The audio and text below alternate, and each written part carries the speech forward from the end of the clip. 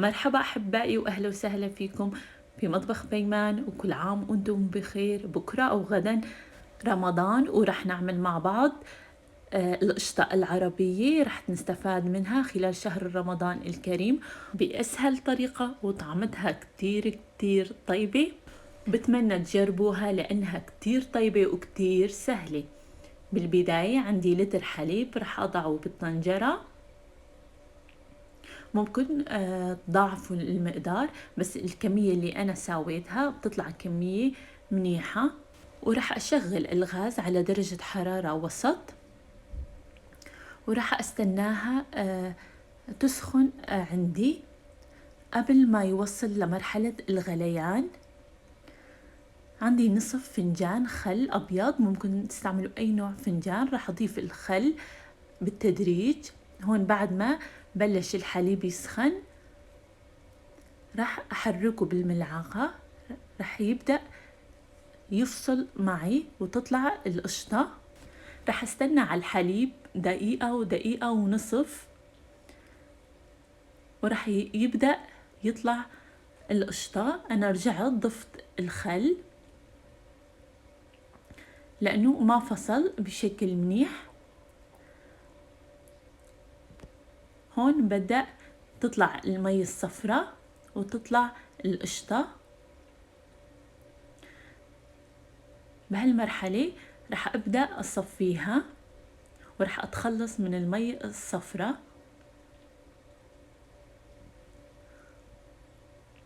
رح أضع القشطة في مصفاية. هون بعد ما يفصل الحليب وتطلع القريشة أو القشطة ضروري يغلي كم غلوة.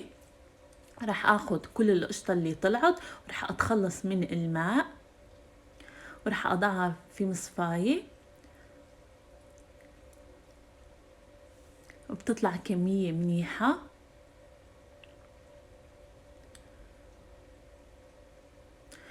وبعدين أنا رح أصفيها، رح أضغط عليها بالمعلقة ورح أصفيها من الماء، ورح أضعها في البراد لمدة نصف ساعة.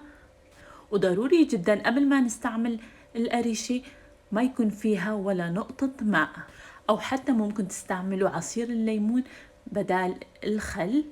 ونفس الطريقة بتضيفوه بالتدريج حتى يفرط الحليب. شايفين من لتر حليب أخذنا كمية كبيرة من القشطة. أنا الفيديو ما سرعت. هون المرحلة الثانية عندي كوبين من الحليب رح أضيفه في الطنجرة، والنار أنا ما شغلت تحتها. ورح أضيف ربع كوب من نشاء الذرة.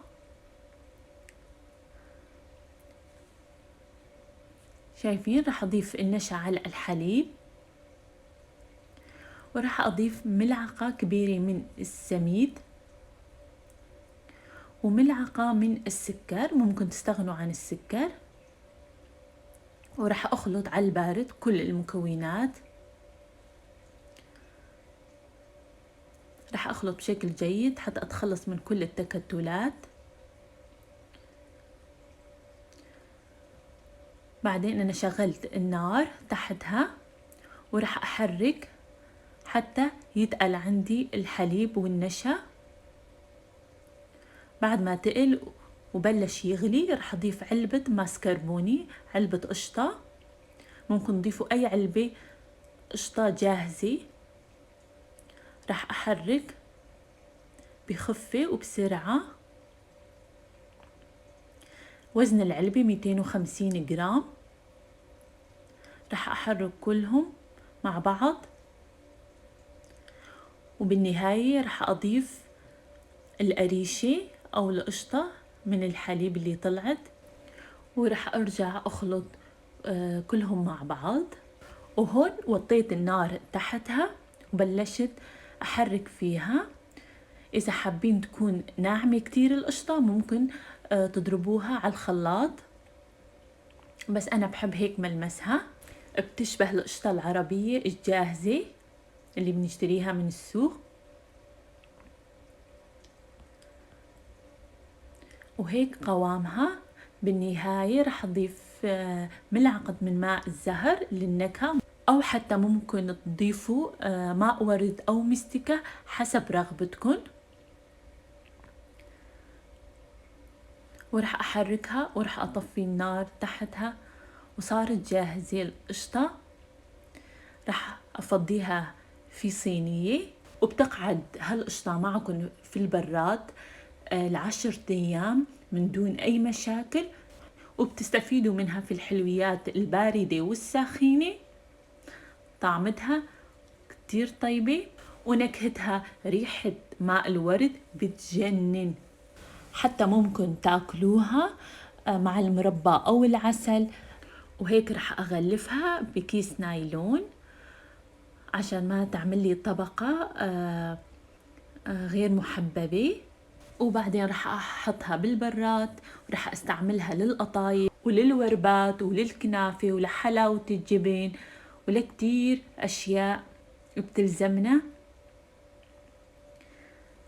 هون بعد مرور 3 ساعات طالعتها من البراد، رح أرشلها شوية من الفستق، حتى ممكن نخلط الفستق مع القشطة ونستعملها لحلوياتنا. خلينا نشوف القوام. قوامها بجنن وطعمها خيال وغرام. بتمنى تجربوها لأنها كتير سهلة وبتستحق التجربة. ورمضان مبارك عليكم، وبشوفكن في فيديو قادم.